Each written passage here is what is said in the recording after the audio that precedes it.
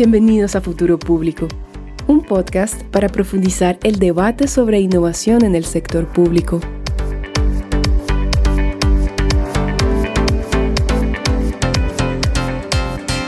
Hola, bienvenidos a Futuro Público. Yo soy Alberto Burs. Y yo soy José Díaz. ¿Cómo están? Y gracias por escucharnos en nuestro episodio número 4. José, ¿de qué vamos a hablar hoy día? Hoy vamos a hablar de los retos para innovar desde el servicio civil, específicamente tomando el caso del sector público peruano antes y durante la pandemia. No se olviden que el podcast lo pueden encontrar en Spotify o YouTube. Estamos subiendo un episodio cada semana. Y también nos pueden encontrar en redes sociales, específicamente en LinkedIn como Futuro Público, y en Twitter a mí me ubican con la cuenta @jdiazmendoza. Y a mí me encuentra como @AlbertoBurs, todo junto. Y en el episodio de hoy contaremos con un invitado, Juan José Martínez Ortiz. Él es peruano y con un amplio recorrido en la gestión pública del Perú. Hola Juan José, ¿cómo estás? Hola, ¿qué tal? Es un gusto estar con ustedes. Muchas gracias por la invitación. De nada, más bien gracias a ti por darte el tiempo. A ver, para presentarte brevemente, Juan José es abogado por la PUC, la Pontificia Universidad Católica del Perú. Es magíster en Derecho por la New York University School of Law. Cuenta con estudios de maestría en Economía y Regulación de Servicios Públicos. También se ha desempeñado como secretario general, secretario ejecutivo y asesor en diversas entidades del sector público y privado. Uno de sus cargos más recientes ha sido la presidencia ejecutiva de Servir, que es el órgano rector de la gestión de recursos humanos en el Estado peruano. También es docente universitario y especialista en procedimiento administrativo disciplinario, gestión pública, sistemas administrativos del Estado, regulación de servicios públicos, análisis económico del derecho, entre otros. Genial. Hay bastantes cositas para... Ha hecho de todo, básicamente, en el sector público. Digamos, en todos estos años de experiencia, me imagino que, has visto cuáles son también las limitaciones, digamos, de los servidores públicos, ¿no? Dentro, para hacer su trabajo, básicamente, ¿no? ¿Cómo ves eso después de tanto tiempo, ¿no? ¿Algo ha cambiado? ¿Está más precario el trabajo público? ¿O...? Sí, yo ahí diría dos cosas. Una primera, que es una cosa que siempre repito y que ya visto como ciudadano puede ser chocante, es que, y en un momento les puedo compartir inclusive las filminas porque he hablado de eso varias veces. Si ustedes miran el presupuesto público hasta el 2019, no voy a hablar del 20 y del 21 porque el efecto COVID puede ser una distorsión, puede haber un hito. Pero si ustedes miran, por ejemplo, el presupuesto desde el 2005 hasta el 2019, el presupuesto público, el presupuesto del sector público ha crecido. Y ha crecido varias veces, se ha multiplicado. No estamos hablando de que ha crecido el 50%, ha crecido el doble o hasta el triple, o creo que hasta más. Ese es un primer factor importante. Otro factor importante es que si ustedes miran la cantidad de trabajadores en el sector público, también ha crecido. Ha pasado, en algún momento, creo que hasta el 2010 o 2011 eran 1 millón de servidores, y ya para el 2016, me parece, ya eran más de 1.400.000. Este año deben haber 1.450.000.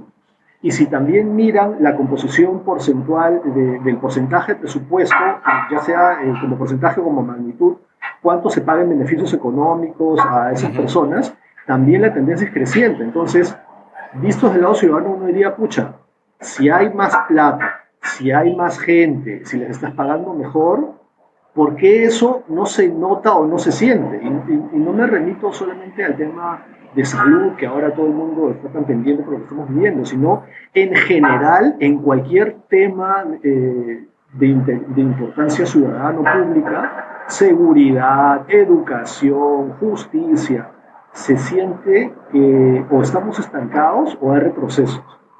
Eso mirándolo desde fuera, ¿no? Y mirándolo desde dentro del tema de recursos humanos, yo creo que una cosa que hay que ser consciente es que, por más que se habla del Estado como si fuera una cosa unitaria, como si fuera un reloj suizo donde todas las partes están engranadas y encajan perfecto, en realidad el Estado peruano es súper diverso. Y lo que tenemos que hacer primero como diagnóstico es una segmentación, una tipología, porque no es igual el Ministerio de Economía Ni siquiera es igual el Ministerio de Economía que el Ministerio de Mujer o Anibis. Y mucho menos con un gobierno regional, inclusive dentro del gobierno regional no es lo mismo ser gobierno regional sede central que ser una unidad ejecutora que tiene autonomía administrativa, que está pues en una provincia al interior. Y ya no hablemos de las municipalidades. Entonces, eso por un lado. El otro tema es que no hay información. En muchos casos, estamos haciendo planificación de políticas, tomando decisiones sin información completa. En muchos casos ni siquiera tenemos información. Estamos haciendo, es como manejar un carro teniendo el parabrisas pues, en negro.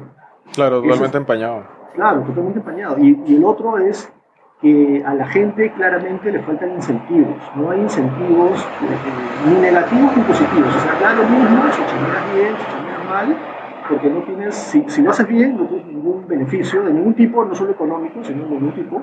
Y si lo haces mal, tampoco prácticamente, porque la posibilidad de que te detecten, que se den cuenta y se aplique algún mecanismo de sanción es súper bajo, súper bajo. Entonces, tienes un cóctel ahí de factores y elementos que hacen que tengamos, como te digo, como te decía, más recursos, más gente, pero no se sienta que estamos avanzando. Y eso es bien interesante, porque de hecho, precisamente esa ausencia, ¿no? A pesar de tener mayor cantidad de servidores públicos, creo que es un reflejo, y bueno, tú lo has dicho, de las capacidades, ¿no? En general. O sea, tenemos como distintos también niveles de capacidades dentro del sector público. Y claro, el tema que nos reúne ahora es hablar sobre capacidades para innovar, que eso es un ámbito de todo el bolsón, digamos, de capacidades que se deberían crear dentro de los servidores públicos. ¿Te parece que a raíz de la pandemia un poco esto se hace más necesario? ¿Hay una mayor necesidad de tener servidores públicos capaz, digamos, con habilidades un poco más dinámicas o habilidades, digamos, para innovar en todo caso? Ahí quisiera agregar una pequeña, o sea, una pregunta adicional, o sea, quizás antes o después de esa, de cuál para ti es el estado de la cuestión actual en cuanto a, digamos, capacidades de innovación, digamos, lo que has visto en los últimos años, probablemente que ya se habla bastante de esto, ¿no? Pero no se ve mucho, ¿no? Entonces sería chévere saber un poco eso también. Claro, ahí yo les repreguntaría y les diría, ¿qué entendemos por innovación? Innovación es uso de tecnología. Yo particularmente no lo veo así. Para mí innovación es tratar de hacer las cosas diferente o por otro camino que te lleve a lograr un resultado. Entonces, la tecnología es importante, de hecho, en muchos casos, pero no es lo único o el único factor, porque sí siento que a veces en estas discusiones de innovación, al toque se engancha con el tema de tecnología, y no necesariamente porque podrían haber innovaciones de gestión, innovaciones organizativas, otras formas de hacer cosas, o innovaciones en donde requieras o le pidas mayor participación a la ciudadanía. Entonces, desde esa perspectiva, yo diría que efectivamente el contexto actual sí nos ha forzado a hacer las cosas diferentes, por necesidad, por necesidad. Porque, claro, esta cultura burocrática que en muchos casos te lleva a la inacción, lo que ha hecho, hay muchas soluciones, y eso yo lo decía a veces hasta en broma, puede ser un chiste de mal gusto. Yo en muchos casos he dicho que el mejor consultor para hacer reforma del Estado ha sido Mr. Coronavirus. El coronavirus nos ha obligado a hacer cosas que ya se podían hacer. Hoy día ustedes tienen mesas de partes virtuales, trámites electrónicos, aplicativos, entidades que se están conectando unas con otras.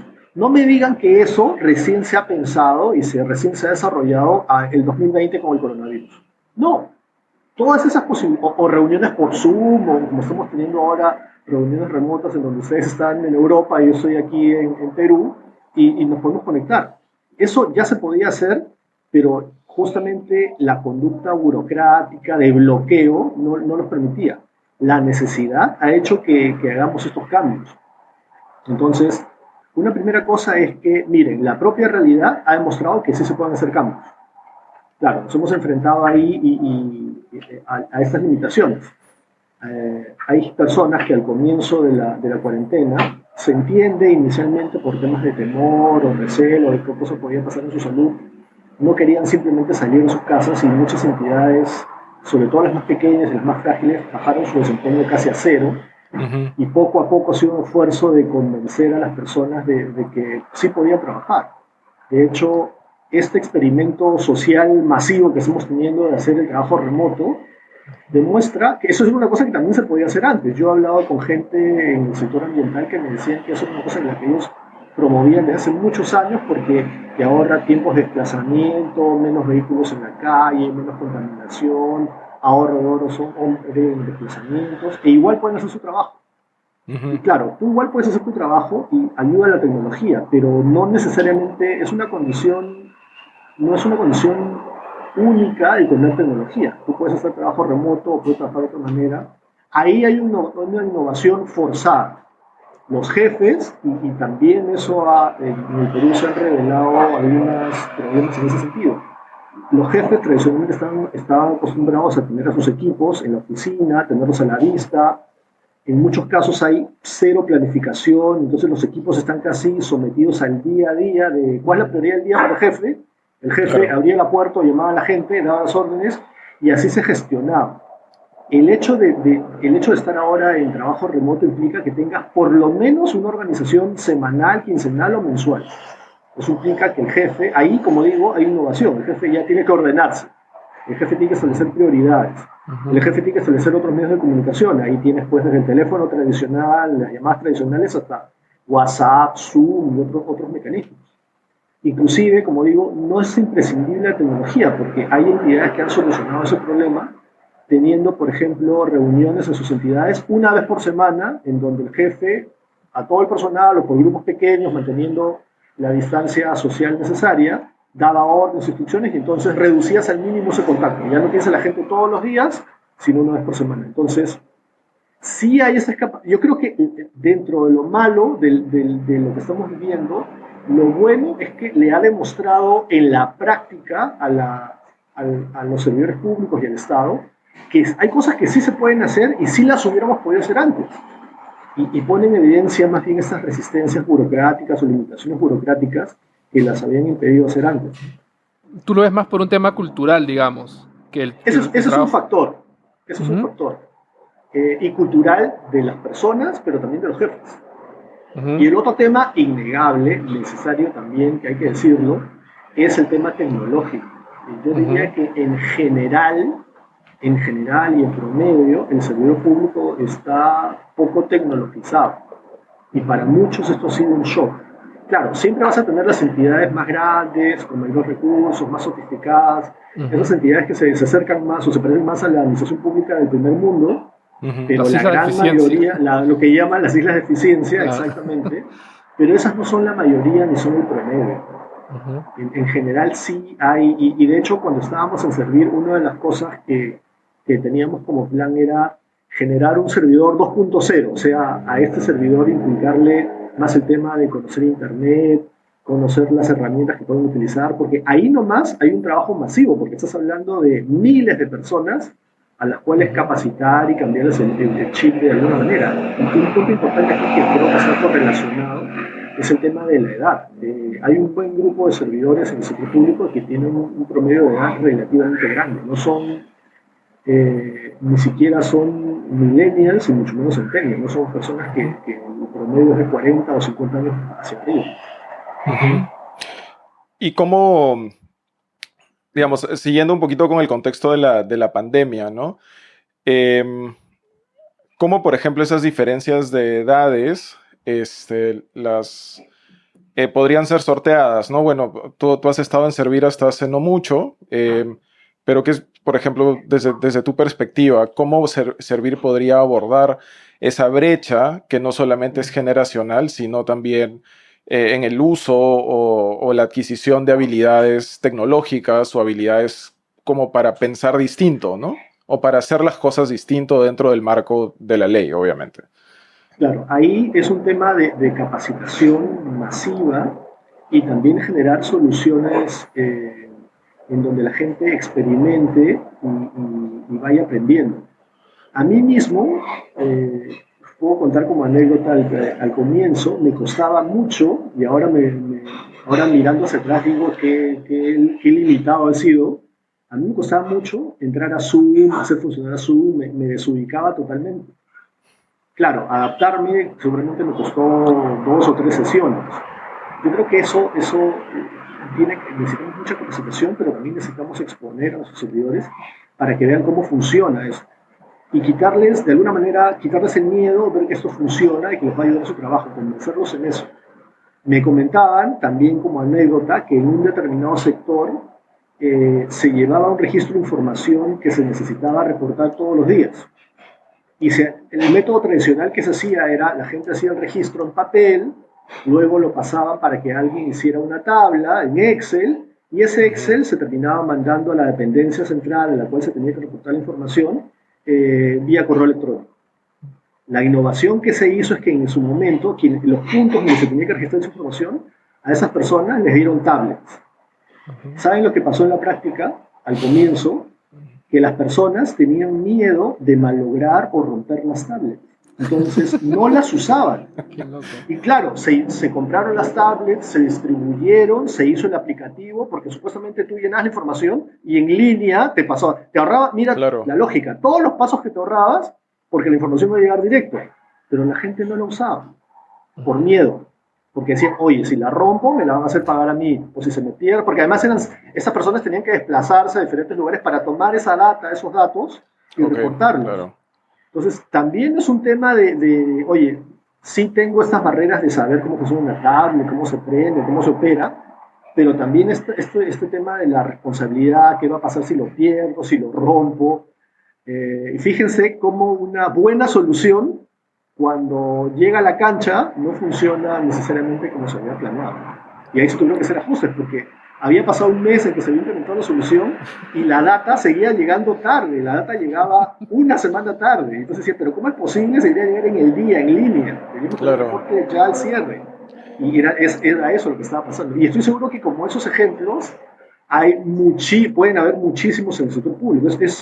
No solamente es un cambio cultural, es cambio tecnológico, sino también el tema de responsabilidades y cómo asume la gente. Es más, en otros casos, me comentaban también que para el tema del trabajo remoto, en alguna entidad, el gran jefe de la entidad le pedía a los demás jefes que estaban hacia abajo, porque el trabajo remoto, el jefe inmediato es el que tiene que dar directivas y órdenes.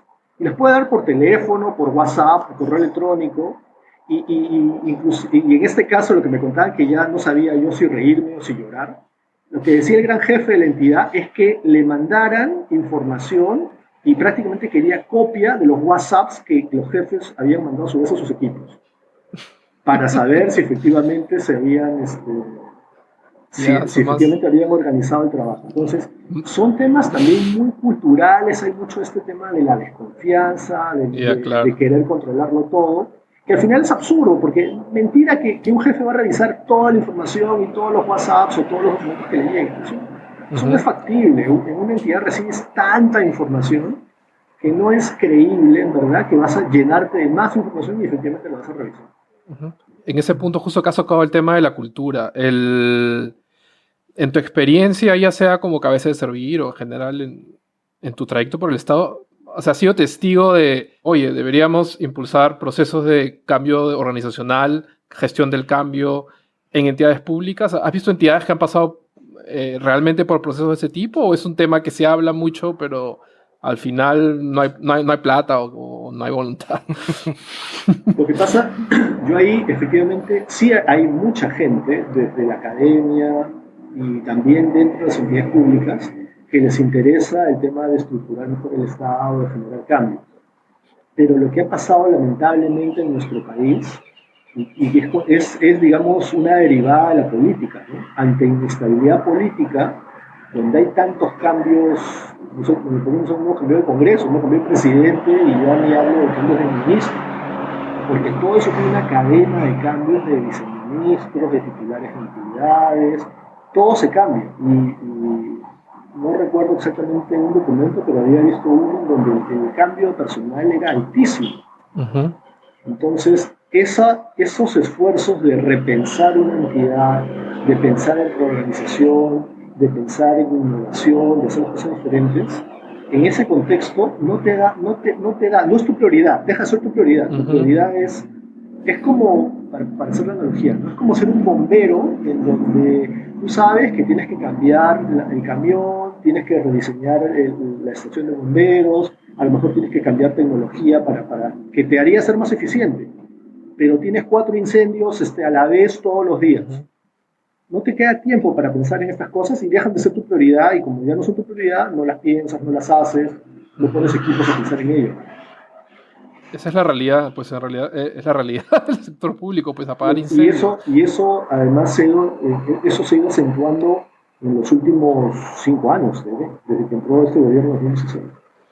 O sea, me parece interesante porque tú mencionas como la estabilidad en sí es muy importante para cualquier tipo de cambio a largo plazo que te quieras plantear de hagamos una gestión pública que piense más en el ciudadano, por ejemplo, ¿no? Pero si la gente está cambiando cada 3 meses, Claro. ¿cómo metes eso? Inclusive tú podrías tener un jefe de una entidad muy comprometida, pero te cambiaron de ministro a los 6 meses. Entonces es un nuevo ministro, tienes que conocerlo, él tiene que confiar en ti para que te ratifique, y todo eso no se da a la noche a la mañana, eso demora semanas o meses. Y cuando ya le agarraste confianza, ya le quieres decir todos tus planes para estar súper pilas y que te dé el empuje necesario, lo vuelven a cambiar. Entonces es un ciclo que no termina de madurar, no termina de concretar. Es una frustración permanente. Porque yo veo muchos, o sea, en los últimos años pues se han salido muchas normas, leyes, políticas que hablan de hay que crear servicios, cosas de ese tipo, más colaboración. Y suena súper bacán, pero, o sea, ¿cómo realmente vamos a implementar eso? Justo hay una colega María Ugarte, que es especialista en gestión de políticas públicas, que hace poco ha escrito justamente un documento sobre ese tema, por qué las reformas educativas no funcionan. Y claro, en esta vorágine de tener tantas limitaciones, la solución fácil para decirle de alguna manera al mercado o a tus grupos de interés, oye, si estoy haciendo algo, hago lo fácil. ¿Qué es lo fácil? Sacar reglas, sacar normas, sacar directivas. Eso es lo fácil. Puedes escribir a 2, 3, 4 personas y al final las sacas. Pero en realidad no sabes si efectivamente es lo que se necesita, no la monitoreas, no la supervisas. Y eso al final termina siendo un círculo vicioso porque yo lo que creo es que en el sector público hay así como se habla de la sobreregulación del Estado hacia el sector privado, yo creo que en el sector público también ha sobreregulado al propio sector público. Entonces vivimos en una maraña de leyes, decretos legislativos, decretos supremos, directivas, guías, y todas en teoría se tienen que cumplir porque todas son normas, todas son reglas. Y entonces eso te genera muchísimos costos, porque siempre va a haber algún tipo de contingencia de, me faltó tal norma, y además cambian, no solamente hay muchas reglas de muchos sistemas diferentes, sino que además están cambiando continuamente. Entonces no terminas de aprender eso me comentaban colegas que, por ejemplo, trabajan en temas de contrataciones del Estado. Me decían que en los últimos 5 años han cambiado 3 veces de ley. Entonces, ni siquiera terminas de aprender, y no solamente el aprendizaje intelectual, sino la aplicación, porque después te cambian cosas y te cambian, la forma de operar cambia, y eso ya no solamente el entender qué dice la norma, sino el aplicarla y vuelves otra vez al mundo cero. Eso también es contraproducente. Y eso, o sea, básicamente entre líneas, no sé si estoy entendiendo mal, pero digamos, el tema de generación de capacidades o habilidades en el Estado, entonces, es casi contraproducente a toda esta gran estructura, esta maraña que tú comentas, ¿no? Porque al final, básicamente, ¿por qué el Estado invertiría? Es una pregunta un poco cínica, pero ¿por qué el Estado invertiría, por ejemplo, en los servidores públicos si sabe que se van a ir cada 3 meses? O si las normas van a estar cambiando como cada 6 meses, ¿no? Ahí es una cosa curiosa, porque uno podría decir, oye, en el sector público la gente, por esta proliferación de los que llamamos contratos CAS, uno podría decir, oye, la gente no tiene estabilidad. Y en estricto no es así, ¿eh? Hasta antes que se aprobara, en el Perú se acaba de aprobar hace unas semanas una ley que le da estabilidad a los contratos, estos contratos temporales. Yo personalmente, y lo he escrito y lo he dicho, creo que es una mala opción legislativa, porque en el Perú lo que sí había ya estaba desarrollado, igual con sus problemas, no voy a decir que era un sistema perfecto, se había desarrollado un mercado de trabajo en el sector público y la gente se movía de una entidad a otra. Y entonces ahí la gente, se solucionaban en muchos casos los problemas de selección a pruebas y de riesgo moral. Si tú entrabas a una entidad y de pronto te das cuenta que no te gustaba, esperabas que tu contrato terminara o renunciabas y postulabas a otro lado donde, de hecho, hasta había competencia entre entidades. Es decir, es conocido, en el mercado público se conocía qué entidad pagaba mejor. Entonces todos querían ir a esos concursos y entrar en esas entidades, en esos contratos. Y por lo tanto también se conocía quiénes pagaban mejor, quiénes trataban mejor a la gente. Entonces se generó un mercado y se generó, yo diría, lo que todos los mercados generan, ¿no? Un circuito virtuoso. Todo eso ha desaparecido con esta ley porque ahora no solamente la gente que está en contratos CAS ha quedado prácticamente amarrada a la entidad a la que están, sino que además, como está prohibido realizar nuevos contratos de ese tipo, ahora no hay movilidad. Entonces es como te quedaste congelado en donde te agarró la ley. Claro, nadie va a querer renunciar tampoco, ¿no? Si es que las así es, porque ya no malas. tienes a dónde irte. Ya no tienes a dónde irte. El hecho los contratos CAS tenían esta virtud de que permitía saber quién funcionaba, quién era un buen servidor o no, pero también al propio servidor también podía determinar si le gustaba o no esta entidad o si podía irse a otra mejor. Entonces, ese sistema a mí per se no me parecía malo. Era un sistema que, claro, podía perfeccionarse, pero por sí mismo no me parecía mal. Ahora, y tú me decías a la pregunta de capacitarlos, yo sí los capacitaría, porque efectivamente la gente rota en tu entidad. O sea, si un día estoy en entidad A, mañana sé que esa misma persona está en la entidad B y pasado mañana va a estar en la entidad C. Entonces, lo que invertamos en capital humano en verdad no es una pérdida, porque no es que en realidad, y eso también habría que, no sé si hay estudios sobre eso, pero valdría la pena analizar si es que la gente se mueve, como digo yo, dentro de este mercado público y si hay movimiento de mercado público a mercado privado. Mi teoría es que el mercado público, o hay gente que se mueve fuertemente en el mercado público, y son muy pocos los que hacen ese cruce de mercado público a mercado privado o de mercado privado al mercado público. Yo creo que había un fuerte y un sólido mercado en el sector público. Entonces tú podrías decir que es una masa que se seguía moviendo, o un universo que se seguía moviendo en el sector público, y entonces igual la capacitación o el invertido de capital humano igual iba a servir. Ahora que hablas entre esos dos mercados, me gustaría de repente preguntarte sobre una cosa que se suele hablar mucho, que es el tema de cómo atraer talento al Estado, ¿no? Para todos esos temas de digitalización, metodologías innovadoras, claro, este tipo de cosas han germinado en el sector privado. Son las grandes empresas tecnológicas las que producen estas personas talentosas, las que han desarrollado estas metodologías. Entonces, por ejemplo, países como Estados Unidos, por ejemplo, en la administración de Obama crearon un par de programas como fellowships que le dicen, y decían, por ejemplo, tú tienes un background así todo técnico, tipo Silicon Valley, vente a trabajar al Estado un año, te doy un buen sueldo, qué sé yo, pero ven a trabajar, aporta tu granito de arena y de ahí ándate, o vuelve a tu, perdón, no, pero vuelve a tu ecosistema natural, ¿no? Entonces me parecía interesante que era una salida innovadora. Claro, si eres una persona pues, que tiene un buen sueldo en el sector privado, no vas a de repente querer ir a meterte a hacer un concurso público para ser funcionario, pero si te dicen, oye, ven, ayuda un tiempo y así medio casual, como que no sé si en Perú, por ejemplo, se podría pensar en cosas de esa manera, y te lo digo porque pensando un poco como el cuerpo de gerentes públicos, ¿no? Como que es una especie de cuerpo de élite pensado para resolver ciertos temas específicos. No sé si se podría pensar para esos temas de digitalización, innovación, también crear una especie de cuerpo, no sé si élite, pero una figura similar. ¿Es viable o...? Ahí en los temas en general de reforma, de innovación en general, no solamente de la parte tecnológica específicamente, sucede algo bien curioso con el sector público. Yo creo que finalmente es un tema de incentivos, de reglas y de cultura. Las innovaciones o los innovadores suelen ser absorbidos y devorados, sería la palabra, por el sistema. La cultura y las reglas los terminan matando.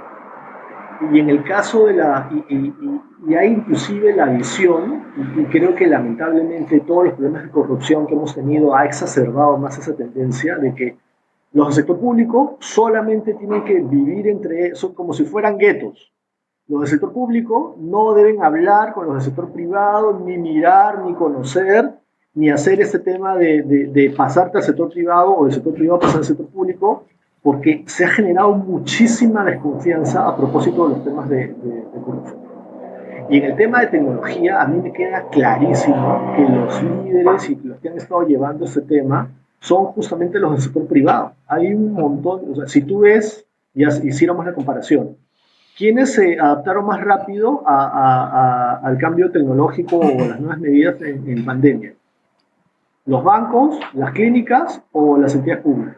La respuesta es evidente, pero a nadie se le ha ocurrido mirar qué están haciendo, qué han hecho los bancos, qué soluciones han tenido las entidades de las clínicas o los hospitales privados, porque como digo, esa confianza. Y por otro lado, creo que todavía no cala la idea. Yo creo que la tecnología o el uso de tecnología sería una gran revolución en el sector público. Y de hecho ya se está demostrando con el tema de la pandemia. Hoy día una primera cuestión que vamos a tener que resolver pronto, creo yo, como Estado es ¿qué vamos a hacer con esos puestos de trabajo en el sector público que ya no tienen lugar por el cambio mismo que la pandemia ha traído? Por el hecho de trabajar en trabajo remoto. Hay muchísimo trabajo manual en el sector público que ahora ya no se tiene que hacer, porque ahora la forma de trabajar cambió. ¿Qué hacemos con esa gente? ¿Qué hacemos si no la podemos reconvertir a pesar de todos los intentos? Hay decisiones que tomar. Eso por un lado. Lo otro es que ahora también la situación ahora está haciendo que toda la información en muchas entidades públicas entre en formato digital. Ya no en formato tradicional, físico, de papel. Ahora es en formato digital. Eso, a su vez, nos da la oportunidad de tener información que ahora puede ser analizada. Ahora hay motores de búsqueda ya, y hablemos y si pensamos en grande, pensamos en Big Data. Una limitación y parte de los problemas que tiene el Estado es que en muchos casos pedí información y yo podría apostar o podría preguntar esa información que las entidades o que los privados tienen que producir y que es entregada a las entidades públicas. ¿Alguien la revisa? Finalmente alguien la analiza, alguien la sistematiza, alguien vincula datos. Eso, teniendo ahora toda esa información en base digital, porque ahora o la información está digitalizada o la utilizas a través de apps y ahora se pueden hacer interfaces, ahora podríamos analizar esa información, encontrar recurrencias, encontrar problemas que antes a lo mejor no estábamos viendo. Entonces, eso, creo yo, no solamente va a ayudar al trabajo interno, porque va a hacer que el trabajo sea diferente, sea mejor, tenga más calidad, sea más dinámico, menos tiempo, sino que además en lo que el Estado tiene que hacer regular, nos ayuda a procesar información. Y claro, el tercer efecto es este tema del gobierno abierto, ¿no? Ahora los ciudadanos, desde su casa, con internet, pueden mirar y tener un montón de información o bajarse, hay esta tendencia de datos abiertos, bajarse ellos mismos la información y analizar para ver si lo que me está diciendo la entidad estatal es verdad o no es verdad. Entonces, yo creo que ese es un canal o un carril por el cual la reforma del Estado podría venir. Pero la gran limitación que yo veo en este momento es que no encuentro líderes en el sector público que tengan claro ese tema. Puede ser, como decía, puede ser el efecto de lo que decía hace un momento, ¿no? El día a día los mata. Entonces, pensar en esto requiere tiempo, requiere cierta tranquilidad. Entonces, ¿para qué me voy a preocupar más en algo que... Lo que pasa con las reformas es que es como sembrar hoy día algo que va a dar sus frutos en 1 año, en 2 años, en 3 años, en 5 años. Entonces, ¿para qué? Si mis tiempos políticos o mis tiempos de gestión son tan cortos, entonces mejor no distraigo tiempo, no distraigo recursos, no distraigo esfuerzo en eso y simplemente sigo haciendo con lo que tengo y como puedo. O sea, eso me hace pensar un poco que de todo este discurso de que sí, la innovación es algo deseable en teoría, ¿no? Todos los estados, los gobiernos en todo caso quieren un servicio público, quieren instituciones innovadoras, pero cuando lo miras un poco más de cerca, en realidad son pocos los equipos que, por ejemplo, se van a dar el trabajo, pero también van a asumir ese riesgo de implementar estos cambios. ¿Quién entraría o quiénes serían, digamos, estos grupos de gerentes públicos o servidores públicos que van a decidir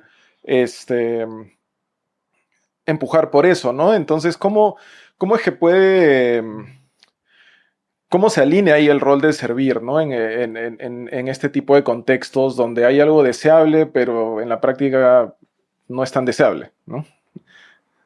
Claro, lo que pasa es que en este tipo de reformas lo que se ha visto a nivel internacional es que tú tienes que tener, digamos, tres ejes o tres elementos que se tienen que alinear para empujar. A veces hay empujones fuertes y a veces hay empujones, digamos, más leves, pero para ir avanzando. Entonces, eso de que hay soluciones que se den de la noche a la mañana, que hay la fórmula mágica o que hay la bala de plata, en verdad eso no existe.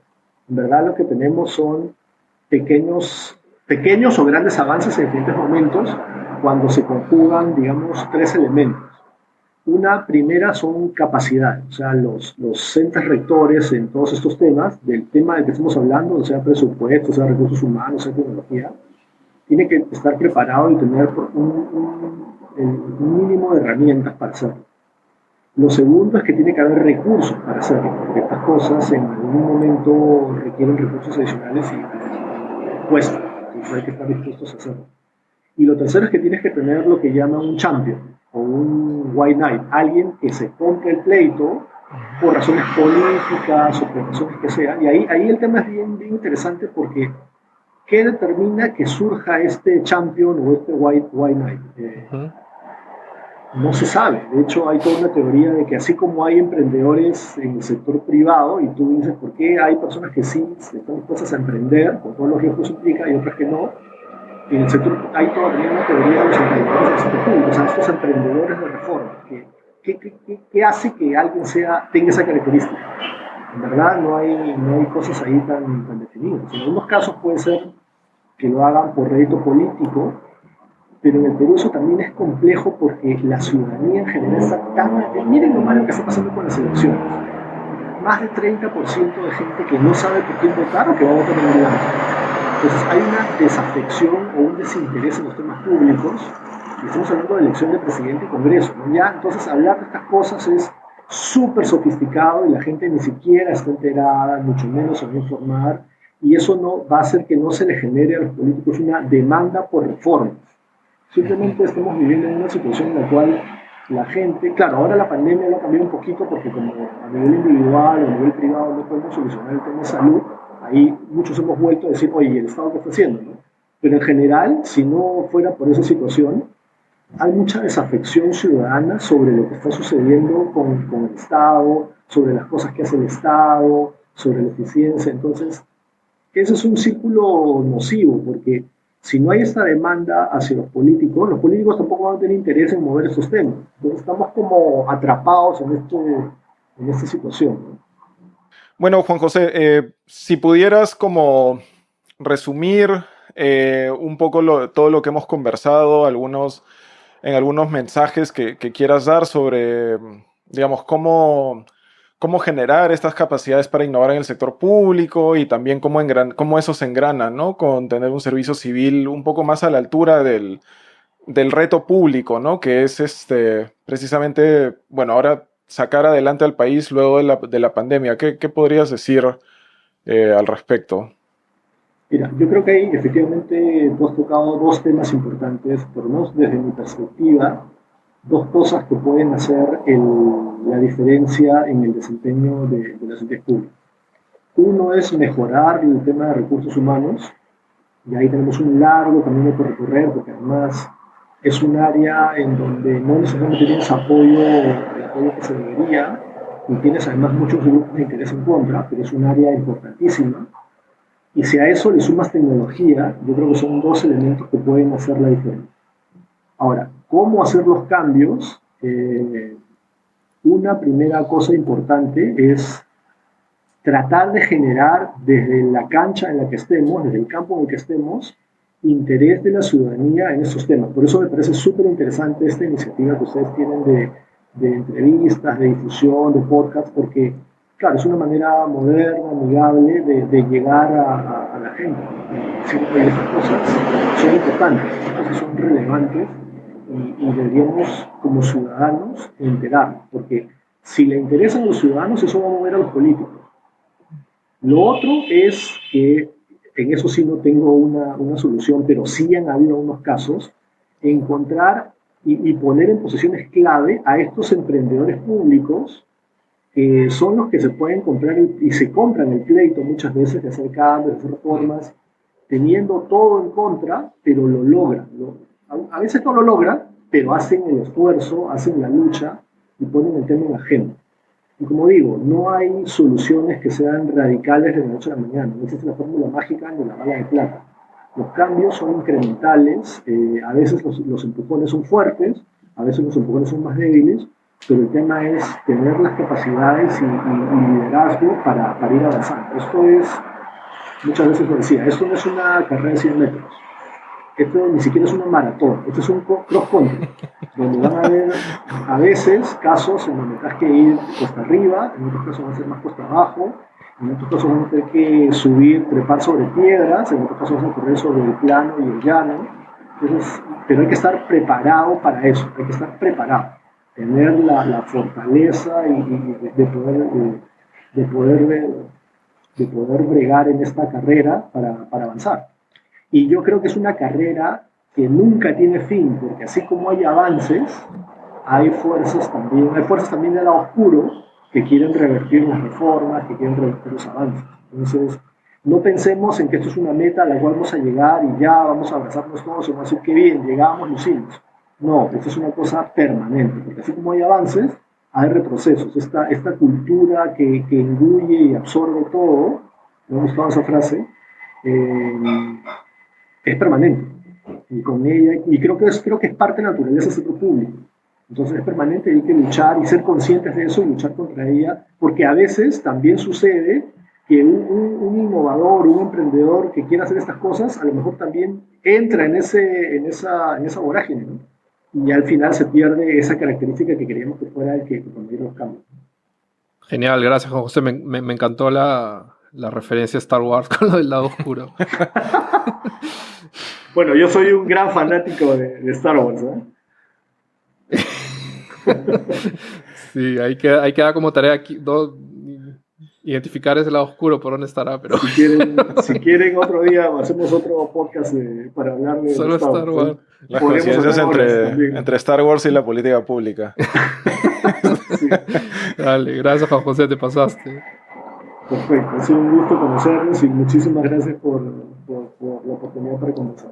Bueno, gracias a todos. Recuerden que los episodios del podcast los encuentran en YouTube y Spotify. También nos encuentran en redes sociales, específicamente en LinkedIn como Futuro Público, y recuerden que estamos abiertos a recibir todo el feedback posible sobre el episodio, sobre los episodios anteriores, y también si tienen alguna idea o sugerencia para futuros temas. En Twitter me encuentran como @JDíazMendoza. Y a mí me encuentran como @AlbertoBurs, todo junto, y gracias por escucharnos el episodio de hoy y hasta la próxima semana. Chao. Chao.